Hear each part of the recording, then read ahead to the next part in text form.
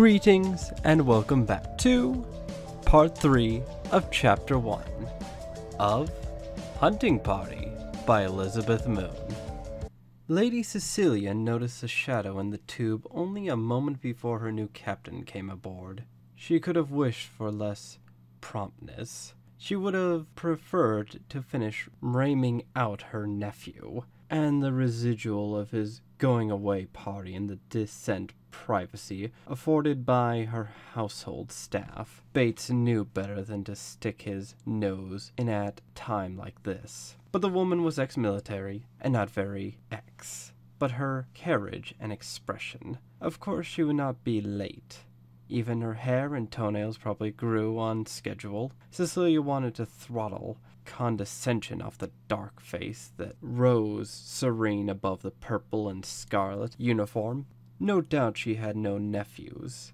Or if she did, they were being lovingly brought up in a boot camp somewhere. She probably thought it would be easy to remake Ronnie and his set, whereas Cecilia had known from the moment of Ronnie's birth that he was destined to be a spoiled brat. Charming, bright, enough if he bothered, handsome to the point of dangerousness, with that thick, wavy chestnut hair, those hazel eyes, that remaining dimple, but spoiled rotten by his family and everyone else. But it's not fair, he whined now. He had expected her to let them all travel with him, all 20 or so of his favorites among his fellow officers and their sweethearts of both sexes. She ignored that, smiled at her new captain, thinking, "Don't you dare laugh at me, you little blot," and called Bates to take the captain to her quarters, and away she went, impossibly bright-eyed for this hour of the morning. No adolescent parting had disturbed her sleep, her trim figure making the girls in the room look like haggard barflies, which they weren't. Really, it was terrible what girls did these days, but these were decent girls of reasonable, nice families. Nothing like hers, or Ronnie's. Except Bubbles, the snoring one, and the present cause of dissension, but nice enough. With a last glance at the captain's retreating form, she turned back to Ronnie. "What is not fair, young man, is that you are intruding on my life, taking space on my yacht, making my staff work harder, and all because you lack the common sense to keep your mouth shut about things which no gentleman discusses." Sulky. He had been sulking at once. At 2, his parents had dotted on his adorable tantrums. His big lower lip, he was sulky now, and she did not dote on the lip or the tongue behind it. "She said I was better. It's not fair that I'm getting sent away when she's the one who said it. She wanted to be with me." "She said it to you in the confidence of the bedroom." Surely someone had already told him this. Why should she have to explain? "And you don't even know if she meant it or if she says it to everyone." "Of course she meant it." Young male pride stung, flushed his cheeks, and drove sulkiness into temper. "I am better." "I won't argue," Cecilia said. "I will only remind you that you may be better in bed with the prince's favorite singer. But you are now on my yacht, by order of your father and the king, and the singer is stuck with the prince." Her pun got through to her a moment before Ronnie caught it, and she shook her finger at him, literally and figuratively. "You're here, and he's there, and you've gained nothing by babbling except whatever momentary amusement you shared with your barracks mates." He chuckled, and the odious George, who had well earned the nickname everyone in society knew, snickered. Cecilia knew the odious George's father fairly well, and dismissed the snicker as an unconscious copy of his father's courtroom manner. She supposed it went over well in the junior mess of the Royal Space Service, where the young sprouts of aristocracy and wealth flaunted their Brighton commissions in the intervals of leave and training. "You're the one who talked," she said, ignoring the side glances of her nephew and his crony. lady didn't, therefore you are in trouble, and you are sent away. And it's my misfortune that I happen to be near enough to serve your father's purpose." He opened his mouth to say something else she was sure she would not want to hear, and she went on, inexorably. "It's better that it could have been, young Ronald, as you will see when you quit feeling sorry for yourself. And I am stretching my generosity to let you bring these." She waved her hand at the others. "When it crowds my ship and wastes my time. If it weren't that Bubbles and Buttons were going to Bunny's away, well, in fact they didn't want to go." "Nonsense. I've already sent word I'm bringing them. A season in the field will do you all immense good." She gave him another lengthy stare. "And I don't want any of you sneaking off ship to cause trouble on a station before we launch. It's bad enough having to wait for your luggage. I shall have your father pay the reset fees for changing the launch schedule. I hope he takes it out of your allowance." "But that's not..." She held up her hand before Fair could emerge and decided to drop her own bombshell now. "And by the way, my new captain is ex-regular space service, so don't try any of your tricks with her. She could probably tie you all in knots without trying." Cecilia turned on her heel and walked out, satisfied she had given them something besides her hard-heartedness to think about. It was too bad, really. She lived on her yacht precisely so as to avoid family complications, just as she had avoided marriage and political service. They could have found some other way to keep Ronnie out of the capital for a year or so. They didn't have to use her as if she were a handy piece of furniture. But that was Bernice all over again. Big sisters existed to be of service to the beauty of the family. Stores.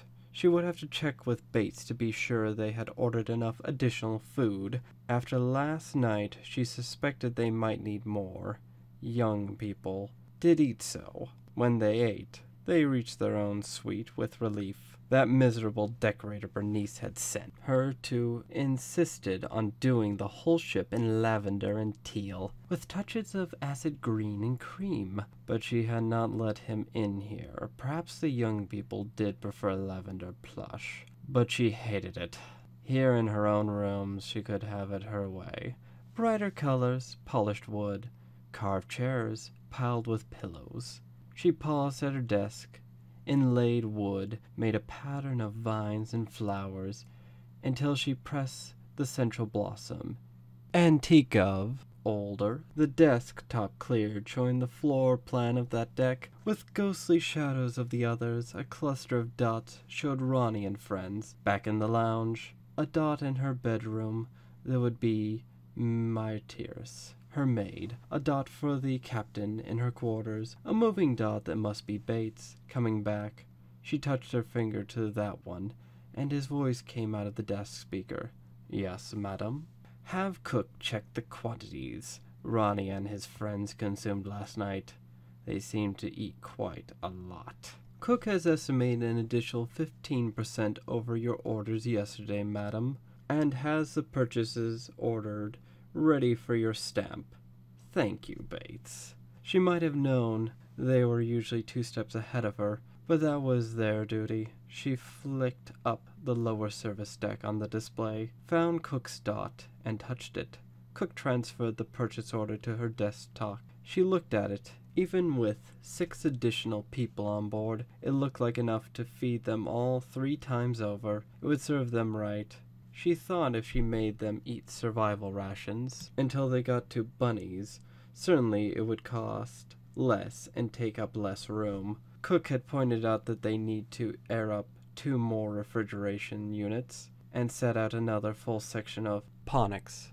That would start another argument between crew side and staff side. The environmental techs were ship's crew under the captain's command. Cecilia knew better than to interfere with her captain's crew, but that's part of ponics. Devoted to the kitchen came under the heading of gardening, which meant staff. Her staff.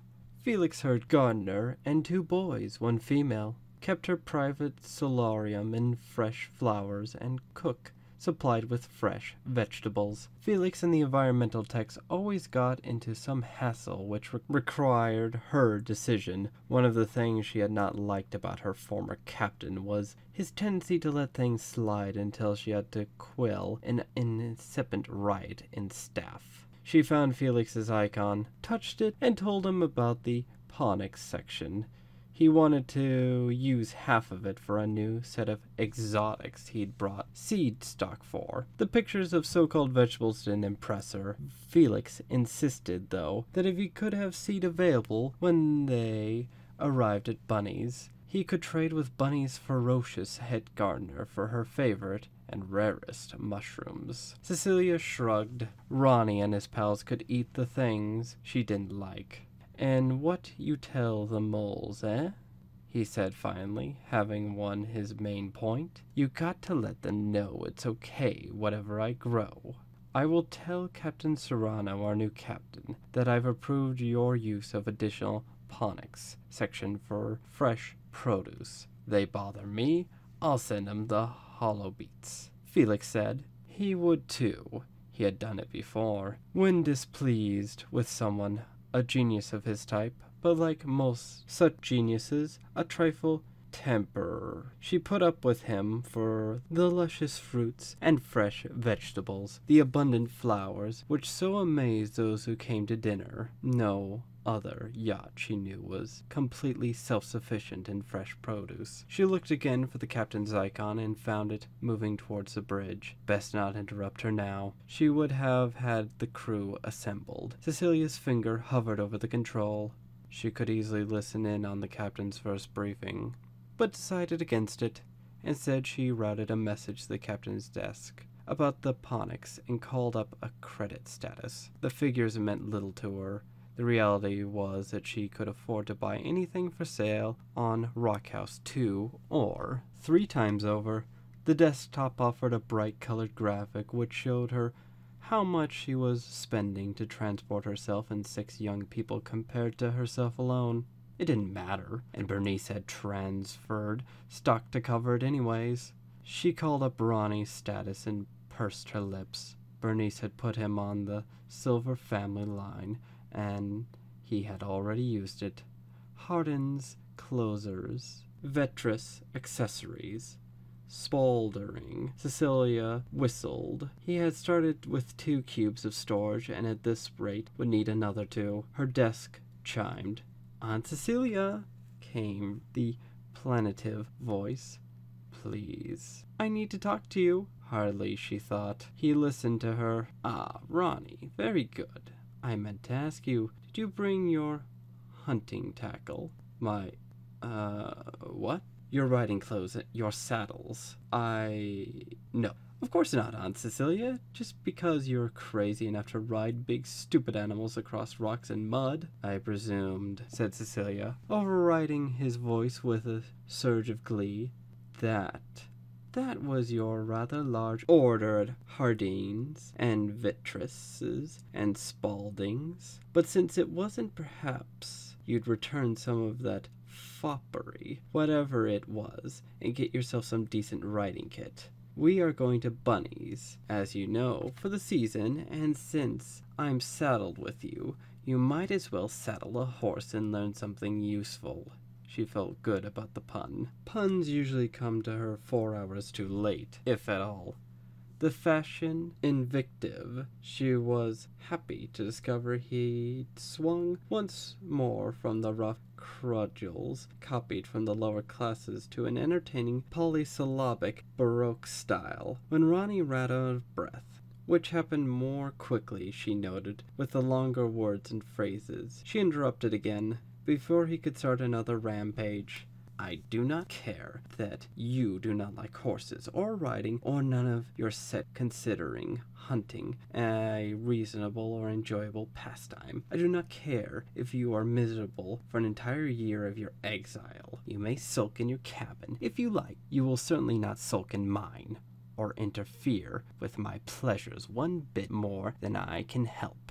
And if you do not order yourself the proper clothes, saddles, and so on. I shall do it for you and charge it to your account. Although it would really make sense to wait until they were at Bunny's. All the really good saddlers come there for the season.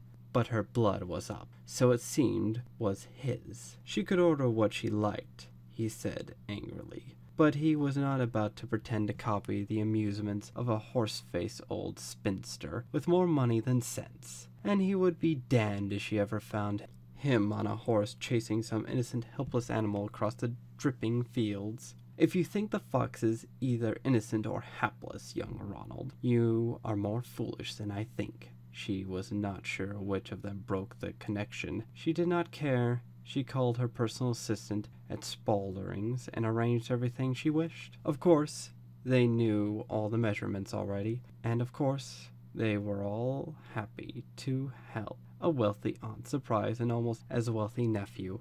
In a final burst of pique, she put the bill on her own account and not Bernice's. She wanted no questions from the doting mother who had let the bread become so useless. Thank you once again. This is the end of Chapter 1. Part 3, Hunting Party by Elizabeth Moon, published by Bayan Publishing Houses. All rights reserved.